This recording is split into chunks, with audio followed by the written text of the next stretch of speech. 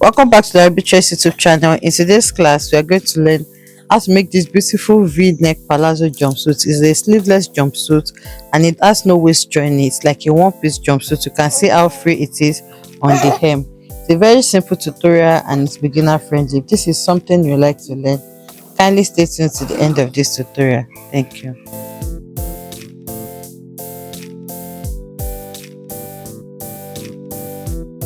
It's a one-piece jumpsuit and you can actually cut directly on your fabric, but for the sake of clarity I'm going to be cutting up to maybe the tie on the paper, then we'll continue on the fabric.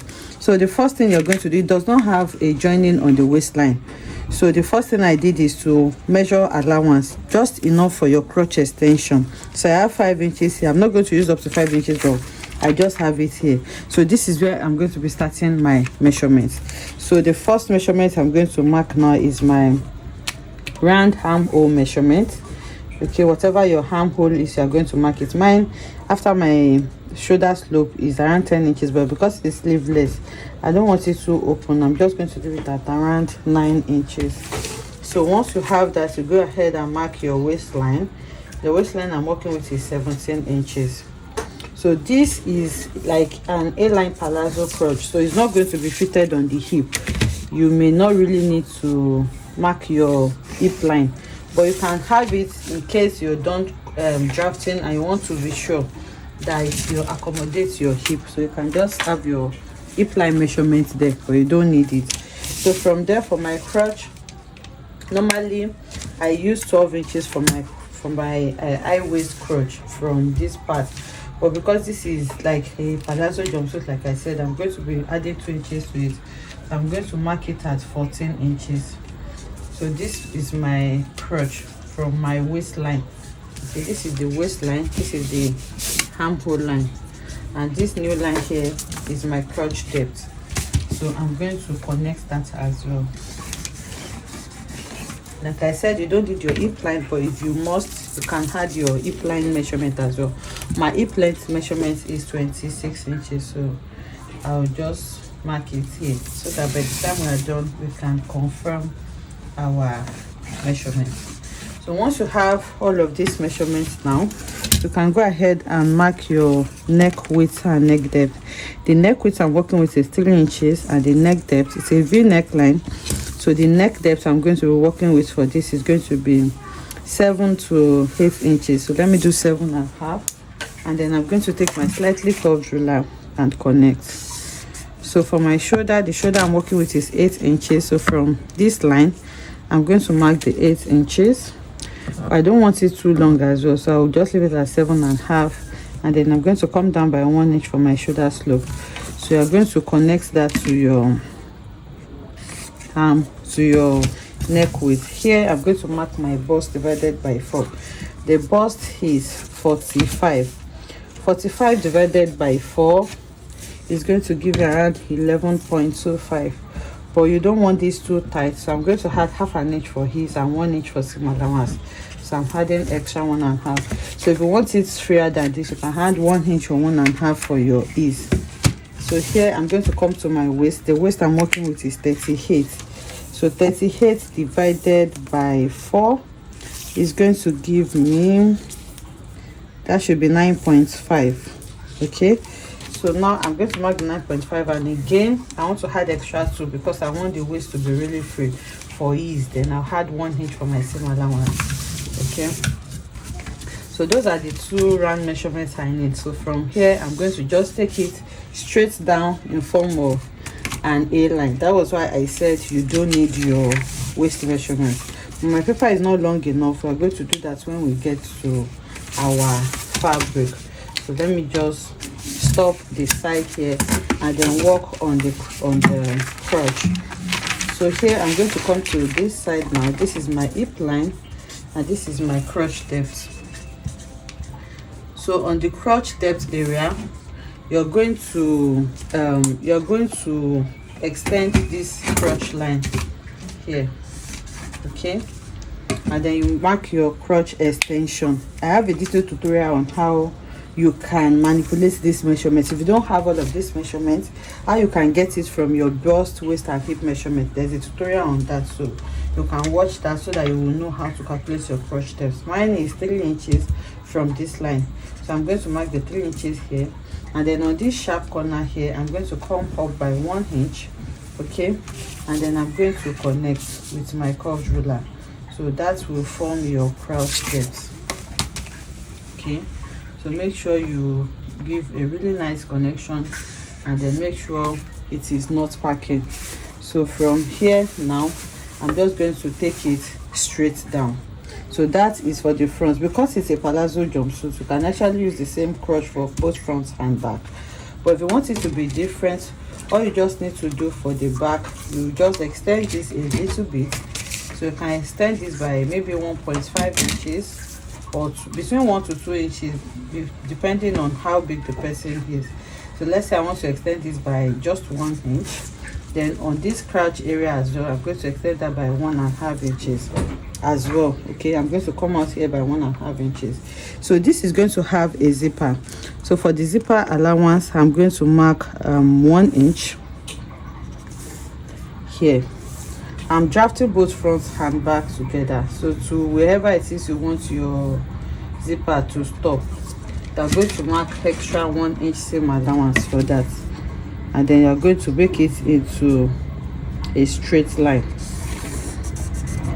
So the zipper allowance is for the back, not the front. So I want my zipper to stop around here. My zipper is going to stop here. So my new crotch points that I have here, I'm just going to simply connect them like this. Remember we came up by 1.5 here, so I'm connecting that to the normal crotch line that we already have, and then the extension of 1 inch that we did here as well, I'm going to connect it. So please always get a good curve that will give you something really nice. Okay, so that is the crotch for the front. I'm still going to redraw this with a better curve. So this is all I'm going to be doing. The neck depth for both front and back remain the same. So here you can go ahead now and mark your armhole measurement.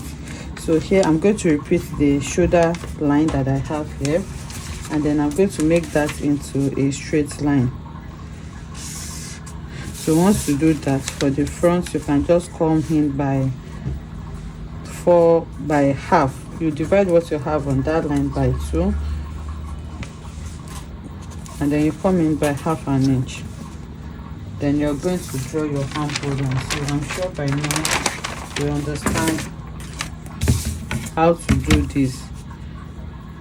So once you draw these lines, I'm going to fold my fabric into 4, and then I'm going to use that to fold my fabric into 4, and then I'm going to use that to cut my jumpsuit. So please always get a better curve. I just have this to work with. My fabric is folded into 4 already. 1 2 3 4. I'm cutting both front and back together. So now I'll bring my paper. You know, like I said, you can cut directly on your fabric. Because this is a tutorial, that's why I'm cutting on the paper. So I'm going to bring my paper. You can pin it as well so that we can continue with our A-line. So I'm just going to pin this paper now. Before pinning, I want to cut the pattern to the points that I can cut to.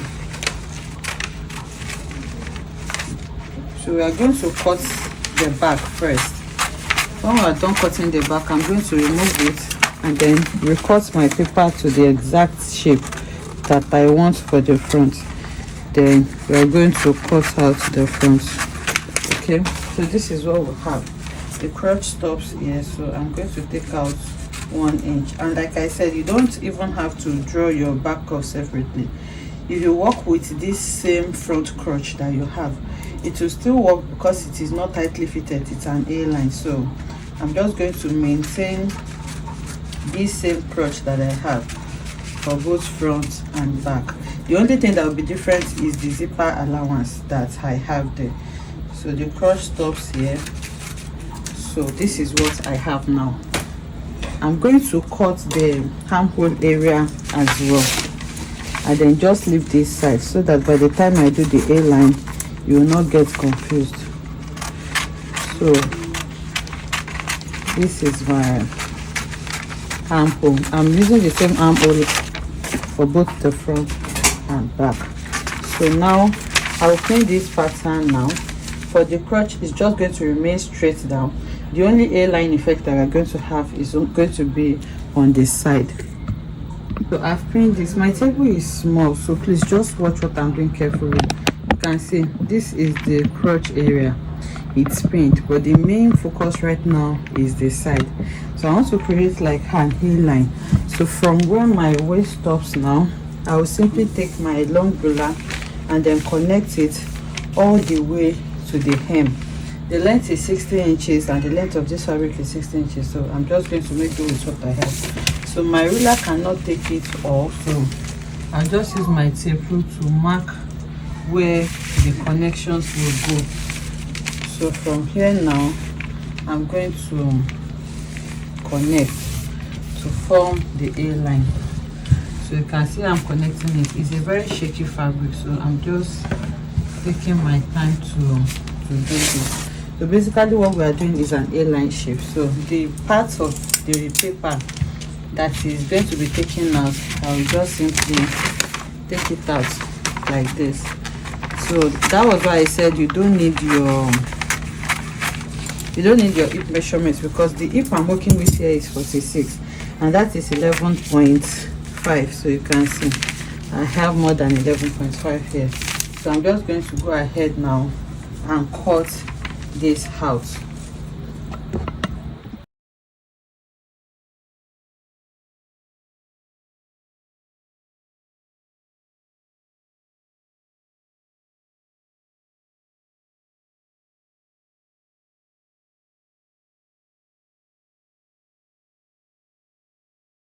So I'm done cutting it now. The next thing for me to do is to take out two pieces that is going to be for my back. Then I'm going to reshape it. So the only shaping is just going to be to take out the zipper allowance that we have in front. Remember that we did not use a different crotch for both front and back. So I'm just going to take this out, and then I'll remove the back and replace the pattern on the front. Okay, so I remove the first two for the back, and then I'll replace my pattern now, or you can just take out the 1 inch allowance that you created for the front if you want. Also, I forgot to add some allowance to the center. Remember, you are going to join the center together. Please, when you are doing yours, add some allowance. I'm just going to join it very tiny because I did not add some allowance to it. Sorry. So this is the front now, and this is the back with the zipper allowance. So you can decide to use pliers to turn the neckline, or you can cut facing. I prefer to cut facing so that I can turn my armhole with facing as well. So I'm going to cut facing for it. I'm going to weave it, then we'll start sewing. So I've gone ahead to weave it now. This is what it looks like. You can see the front. Okay, this is the back. You can see the zipper allowance at the back here.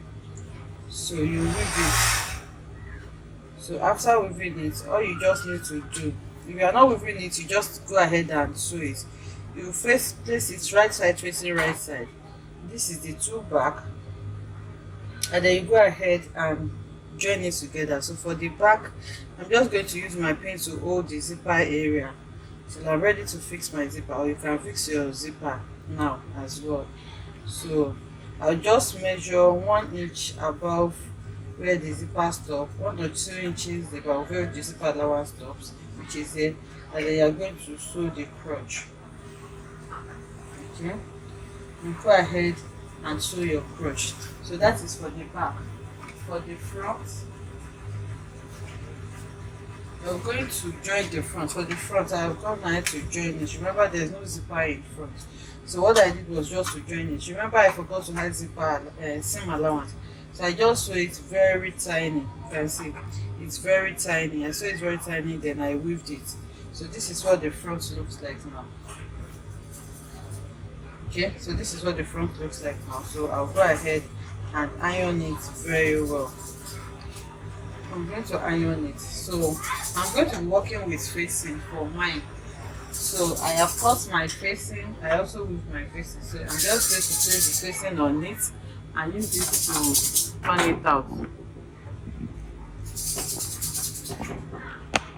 So this is the facing. Facing is just like a short lining. So I'm going to place the facing on it, right side facing right side. Then I'm going to go ahead and sew the neckline.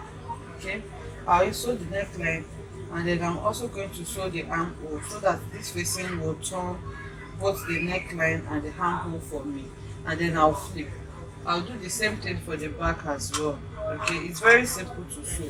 So once you turn the neckline and you fix your zipper and turn the neckline for the back as well, the only thing to do now is to just join the inseam, and then you're going to join the crotch. So I'm going to take it step by step. So you can see that I've gone ahead to use my facing to turn the armhole. This is the armhole, and I also turned the neckline. I did the same for the back, and for the back I installed the zipper to the back. So what you just need to do now is to take the crotch together. Okay, just like you sew your normal trouser, you're going to sew it. I've sewn mine. The only part I've not joined is this side. I just want to show you what it looks like. So now you're going to match the front and back crotch together like this, and then you're going to run a stitch all the way from the right side to the left side. Then when you are done, the only part opened is going to be this side. So you go ahead and run a stitch on this side. So I left 1 inch allowance. That's what I'm going to use to sew. But this is going to have a waist belt, so I have already made 2 belts. So I'm just going to slot this belt on my waist area before I sew this side. Okay, so you're going to put your belt on the 2 sides, and then you go ahead and stitch it all down. So once you stitch it, you hem it on the lower part, and your jumpsuit will be ready. I have gone ahead to join it on the side. You can see the side is sewn and the belt is also attached to the 2 sides. Okay, so this is what we have. I used about 3 yards of fabric. My fabric is not so long. That was why when I was cutting it, I just introduced the A line on just one side. Okay, it was just on one side. There are several ways you can cut this jumpsuit. You can draft a full pattern, then you are going to cut it in the middle and do a slash and spread to make it have more volume on the lower part. Another way you can do it is, instead of just having your, remember when we placed our pattern, we just made the flare on one side. Instead of placing your pattern on one side, you can centralize it. Remember, there is going to be a joining in the center, so it doesn't really matter.